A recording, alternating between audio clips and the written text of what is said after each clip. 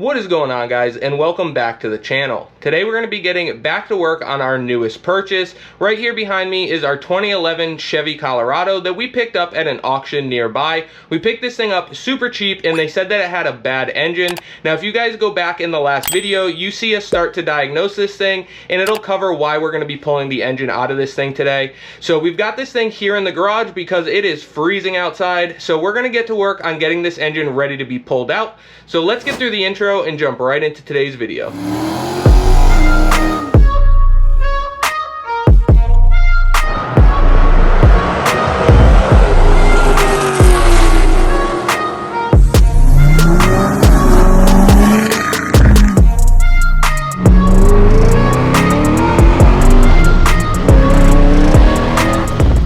So now that we've gotten through the intro, let's take a quick look at this thing just in case you guys didn't see it in the last video. So this thing is obviously an old state truck and it's actually in super good condition. That's one of the reasons we picked it up. The body is extremely clean, the frame's really clean. There's a dent on the rear quarter of the bed, but it's really not that bad. So we've already got it rolled in here. We've got the push bar off of it, and I will say it's kind of funny, good enough for state work, but they just straight self-tapered that thing into the sheet metal of the bumper.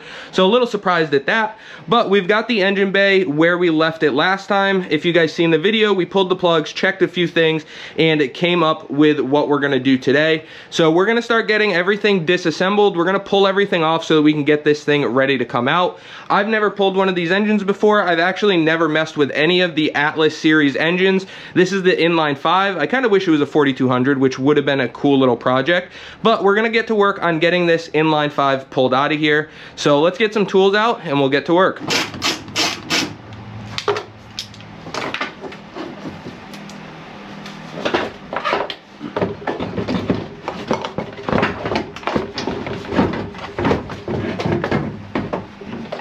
It's a big airbox for a little motor.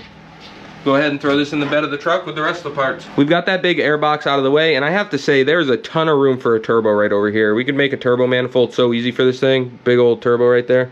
But we're gonna go ahead and just work through, get a bunch of the electrical connections undone. Not gonna bore you guys with that stuff, but we're gonna go through, label everything where it came from so we can push it off to the side, and then we'll move on to some hard parts. We are gonna have to drain the radiator, I believe, get the coolant out of it so we can disconnect all the hoses without making too big of a mess, and just keep working at getting ready to pull this thing out of here.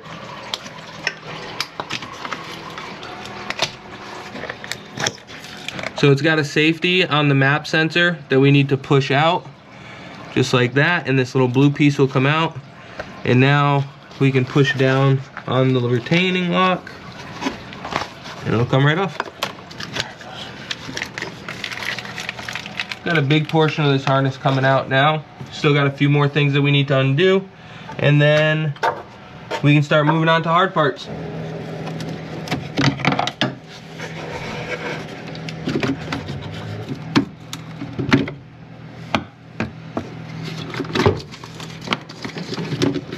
Alright, now we've got our whole harness disconnected here. We can undo this little push pin and then we can pull this out of our way.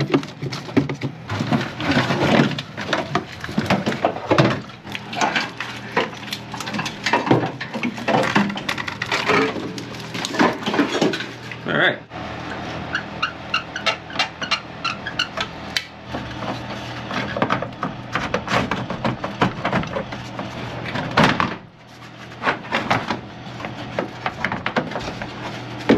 Gosh, that was ridiculous. We got it out, set this to the side, and now we can keep doing what we were doing and also get this fan and fan clutch assembly out of our way.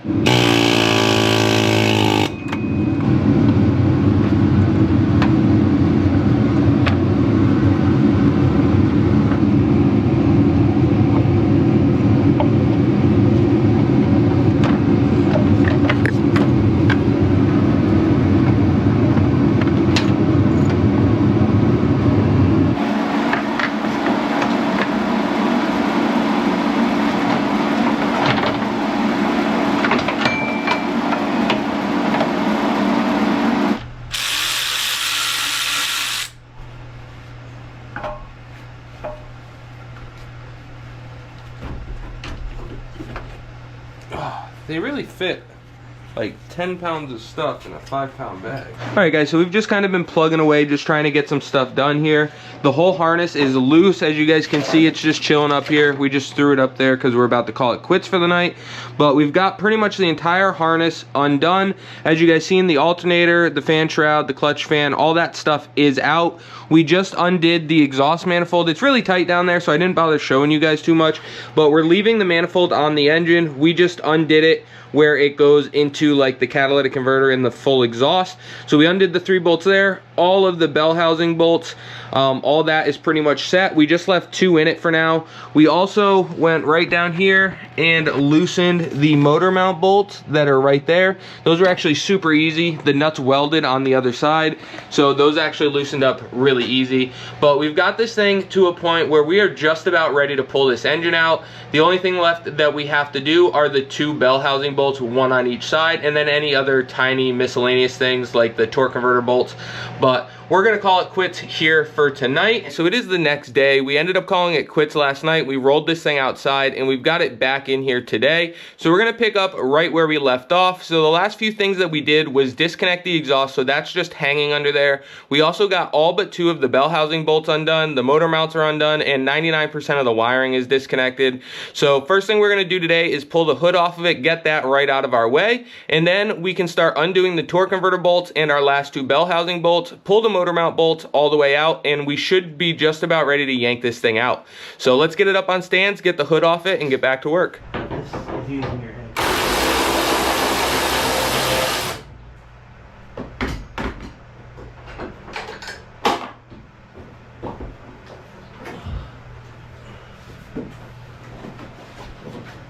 Alright guys, so as you can see, we've got this thing back up on stands and we're getting ready to tear this thing back apart to get ready to pull the engine out of it. Now, we noticed something while we were looking around that might help explain why this engine's so locked up. So if we look right down in here, not sure how well you guys are going to be able to see it from here, but I've got my flashlight on it right now, and that is the knock sensor on the driver's side of this engine, and it looks brand new. So I have a feeling that this thing was throwing a code for a knock sensor or just knock in general, so they tried to throw a new sensor on it to try to band-aid it to keep this thing running. The next thing I'm going to do is get under the truck, start undoing the torque converter bolts. I believe there's 3 of them, and I believe they're 18mm, so I'll start undoing those while Dylan's up here turning the engine over, if we can get it to turn far enough, and we will get this thing ready to be pulled out. So we're down here under the Colorado, and as you can see, we've got all of the bell housing bolts out except for 1 on each side, and then we've got the little rubber grommet that goes there. We've got that out, and this sight hole out.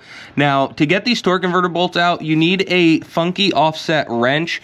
So we've got one right here. I think it's an 18mm, and as you guys will see, it perfectly fits up into this slot so that you can get onto the torque converter bolts.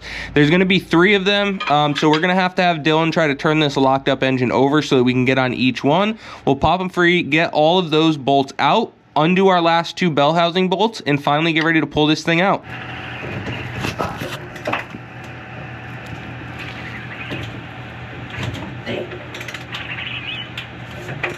Sounds like it's still got compression.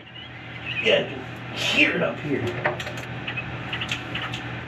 Now this thing is really fighting them because this engine feels pretty well locked up. We have a big breaker bar on it with a pipe on the end of that. So it's taking a lot of effort to get it turned over, but luckily it's at least turning so we can get to these bolts. So let's get that one popped out and go to the next one. Now that we've got all the torque converter and bell housing bolts out, we decided that we are going to pull the radiator because we don't want to take the chance of popping a hole in it when we're pulling the engine out. I think we could get it out without doing this, but we're just going to pull it to be safe. So as you guys can see down in here, we've got both of our transmission lines off. They fought us a little bit, but they are off and loose now. So we're gonna go ahead and start pulling this radiator out. We've got 2 10mm bolts, 1 on each side, and then we've got a 13mm right up here. So we'll get started and pop this thing out of our way.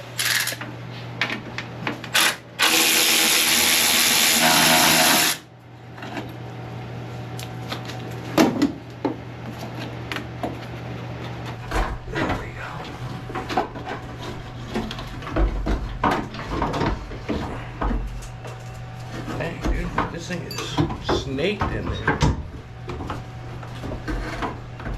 Where am I hooked on that? Oh, just take it. Damn. Almost forgot, guys. I do have to go ahead and pull the power steering pump real quick, so we'll get this thing pulled out of here, out of our way.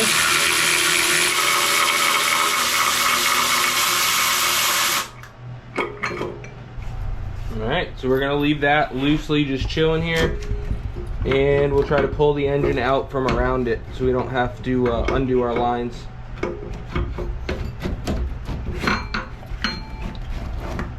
Something kind of like that. Now we can get a chain, hook up to our engine, and try to pull this thing out. Now that we've got all the accessories off this thing and everything loosened up, all the bell housing bolts are out, torque converter, everything else is out of the way. The only thing holding it in place are the 2 engine mount bolts. So we rolled this thing back, we've got the engine hoist in here, and we're about to give this thing a tug and see if it comes on out. What is up, guys? I wanted to let you know that we are now working with MaXpeedingRods to get you guys a discount at checkout. So whether you need connecting rods, coilovers, or a new turbocharger, make sure to check them out and use our code capital B2B, and that will save you 10% at checkout. Let's get back to today's video.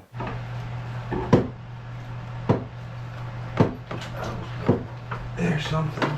There we go. She's going. Hold on. There it goes. It's out. It's good. Out a little if we can. Are we hitting anything? Just that box. Barely. Go up a tiny bit. That's binding. More? Yep. Keep going.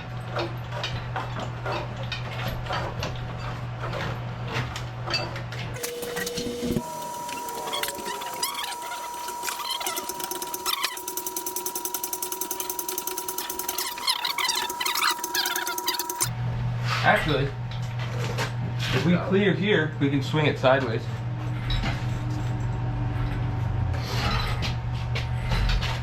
Oh, it's gonna have to go up air more. Now we're past that. Now you can come down a little. Oh, come down a little slowly. Just let me know when it's up. Brand new knock sensor? Can't imagine why. So as you guys seen, we finally got the engine pulled up out of this thing. We've got it sitting over here on the engine hoist still. We've got to get my Honda block off the stand so we can get this up on there and start tearing it apart and see what's actually wrong with it.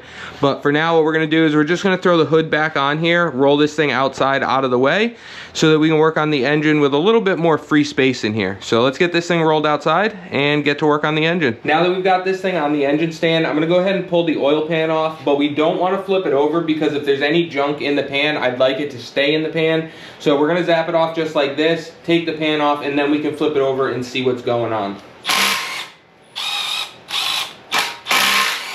So I left 2 bolts in it, one in that far front corner, one in this rear far corner. We're just gonna go around and get the pan broken free, just like so. All right, come down. You got it? Yep. So this is what we've got, guys. Gonna pump that a little bit. It's actually not horrible for what I was expecting for how locked up this thing is. We'll flip this thing over and see what we're working with. So as you guys seen, we got this thing flipped over and we've got the oil pan off it. And we're looking down in here for any signs of why this thing is so locked up. Now I can see the chain down in there, and honestly right now it looks fine. I can see the chain on the front, that also looks fine.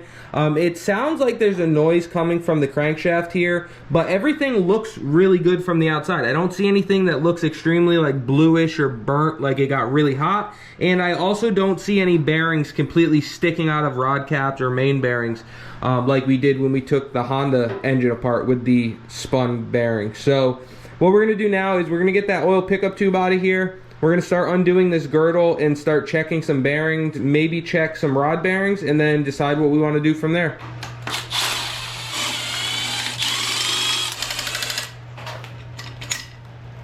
All right, we can set this off to the side. Now I'm gonna go through and break this girdle free all the way around, and then we'll zap those out.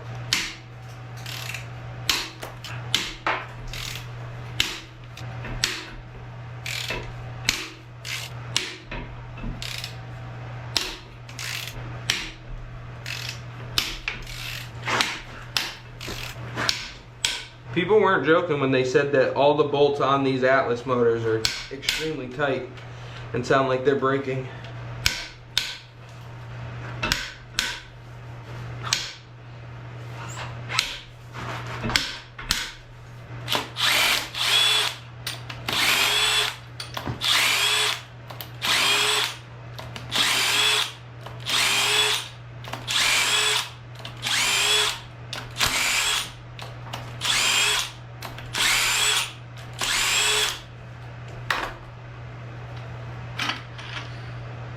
All right, let's go ahead and pull our first main cap here and see what the bearing looks like. Not sure what to expect here, but we're about to find out. I'll have to show you guys on a close-up here in a second with my phone. I haven't seen a bearing that looks failed in that way before. That's actually very strange. Let's take a look at another one real quick. And like I said, I will show you guys a close-up of them here in a second. As you guys see, we got the main caps off, and if you look at the bearing, it's actually a pretty weird wear pattern. It's definitely got some scratches and scrapes that you can feel with your fingernail going side to side, but also if you look at it, it has like a very strange pattern on there. I've seen quite a few wiped out bearings, spun bearings and everything where they were sticking out of the caps, but I haven't seen a pattern quite like this. So very strange, something different for sure. But we're gonna go ahead and start pulling some rod caps off and see what those bearings look like. We're gonna go ahead and pull some rod caps off and just start seeing what these things look like. Obviously, we didn't take the cylinder head or anything off because we're gonna try to bearing slap it if that's all it is, without even touching the head. But we can always take it off later if we need to. Right now, we're just trying to see what we need to order for parts. So I'm gonna go ahead and try to get one of these rod caps off and see what we're working with. I'm gonna say it definitely got hot. It definitely looks like it had an oiling issue and it basically seized up from it. So what we're gonna do is I'm gonna go through and start pulling some other caps, and we're gonna see how this thing turns over with all the caps loosened up. I'm just gonna run through here and get these all broken free. As many of them as we can, and then we'll turn it over a little bit to get the rest.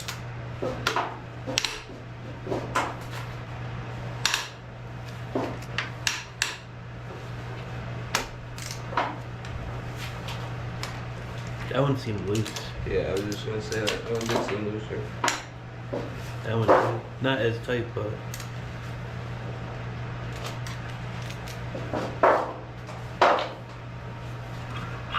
yep. So I definitely think that's our issue, guys, because if you look right here, I loosened all those up except for one, obviously. But now, if I take my breaker bar and put a little pressure on there, the crankshaft starts to turn pretty freely. We're gonna go ahead and pop this last rod cap off and just take a look at it and see how it's doing. All the other ones looked pretty decent. The bearings were shot, but the crankshaft itself looks pretty good. So let's take a look at this last one. Oof. Big oof. That's definitely our problem, guys, right here. So we're gonna take a look right here on the number 5 journal. As you guys can see, that crankshaft is absolutely toasted. That really sucks, because everything else was looking really good up until this point right here. So if we take a look down here, I have the connecting rod kind of kicked off to the side there, and you can see that bearing totally spun. Not sure how well you guys can see it on the camera, but that's actually 2 bearings on top of each other. It looks like the bearing spun and then is sitting on top of the bearing on the piston side of the rod.